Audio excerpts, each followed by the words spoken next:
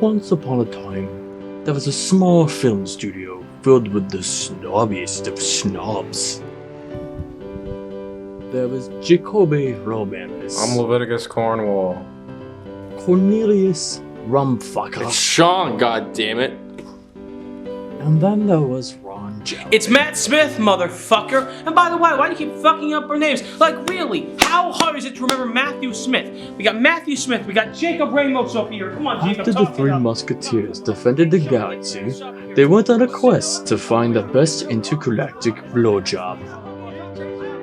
I used to be a pie. Okay, guys, are you ready? We're a little behind schedule, so let's pick up the pace. Action! Finkelhorn, wake up. Come on, it's time to wake up, you fuck. Wake up, you ho-ho. The fuck did you just call me? Oh, cut! What the hell is wrong with Get that? dog shit delivery, that's what's wrong. Okay, Sean? And you know what? You're not the only one that fucks up here. Jacob! What the fuck is wrong with you? You gotta stop jerking out to those weeaboo titties. Or wait, hold on. What do you Italians call them? Titollinis? It doesn't even fucking matter. We're 5 days behind schedule because you actors can't do your fucking lines. I mean, Christ, you only drank all the eggnog and you ate all the fucking cookies. Oh, hey, Sean, you ate my bitch. Oh, shit. Oh, fuck you, you falling bitch. Fuck this thing.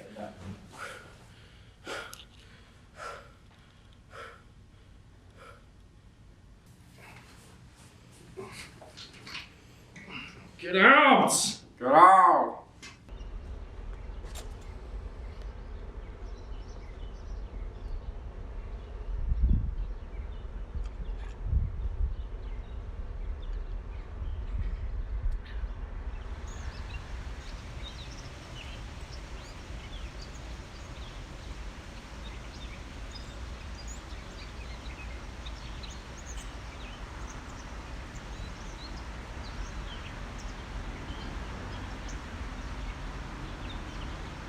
Oh, hey, how you guys doing?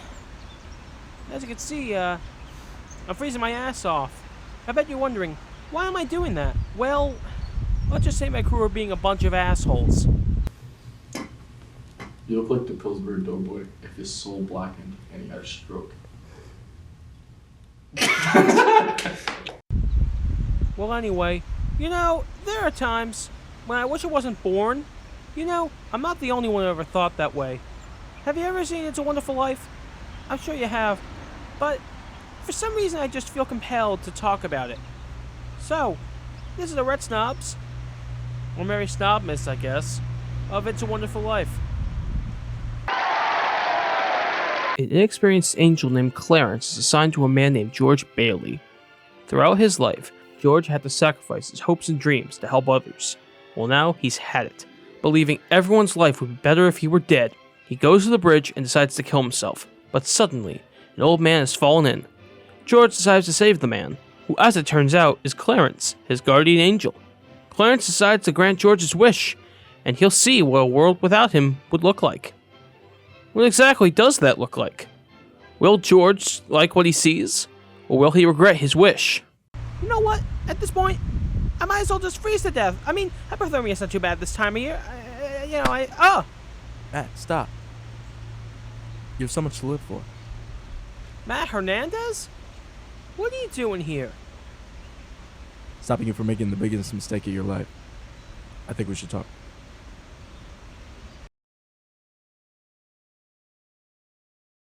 So what brings you outside?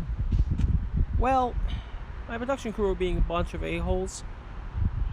What were you doing before I stopped you? I was reviewing It's a Wonderful Life. Really? What part are you at? I just finished talking about the plot. Oh, tell me more. Continue your review. Alright. Well, hello everybody, Miss Thompson, how are you? Jimmy Stewart is perfect as George Bailey.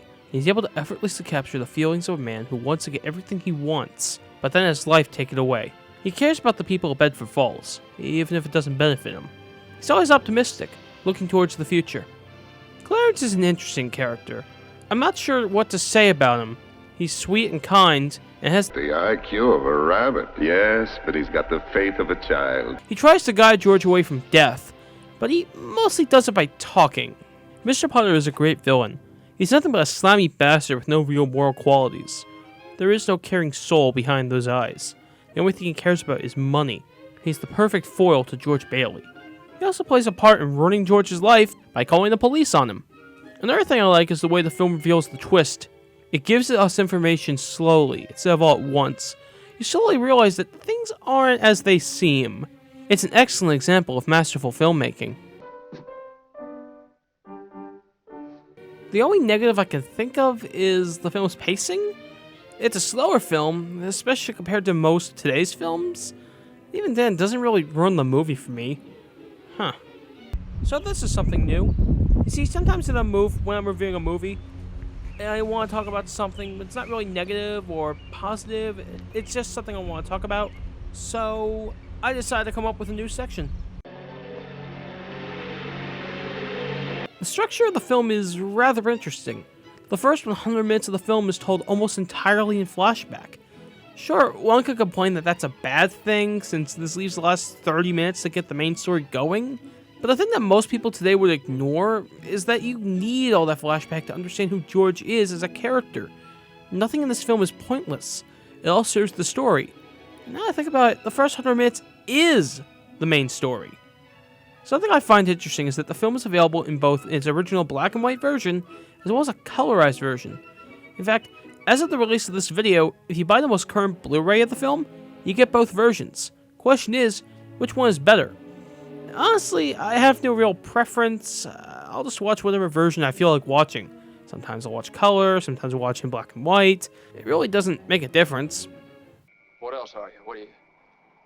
You a hypnotist? This film is a Christmas classic. Check this film out whenever December rolls around, or whenever you feel like watching it. Yay! Hello, Bedford Falls! Merry Christmas! Merry Christmas, George! Merry Christmas, George! You know, now I realize that I was being a jerk to my crew. I mean, yeah, they were mad, but they had their reasons. You know? Thanks, Hernandez. You were a real help, and a real friend. Bye, pal. Man. Such a weird freaking kid.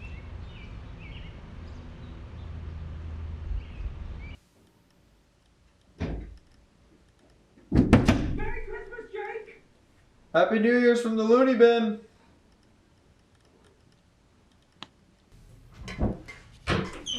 Hey guys. How'd you get in here? I mean, it's simple. The power of persuasion, right? Didn't you lock the door? You're funny. Now, guys, listen, I have to be honest here.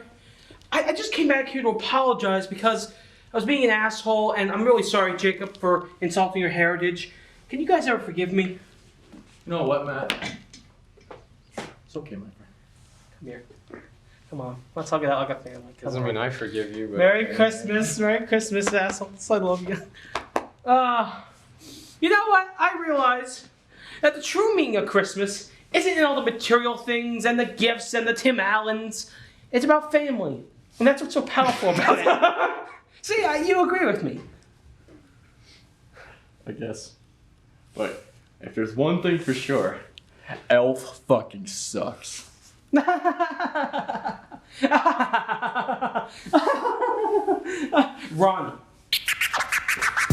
Down in the shower. Come on. Merry Christmas, you filthy animal. Come on.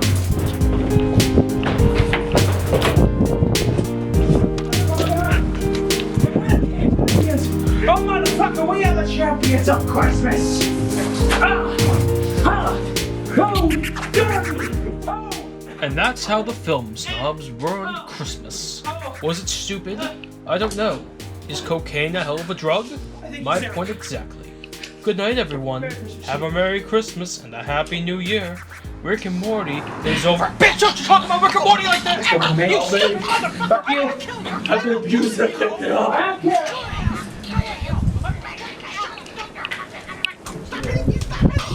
Why did you leave me? Caution, man.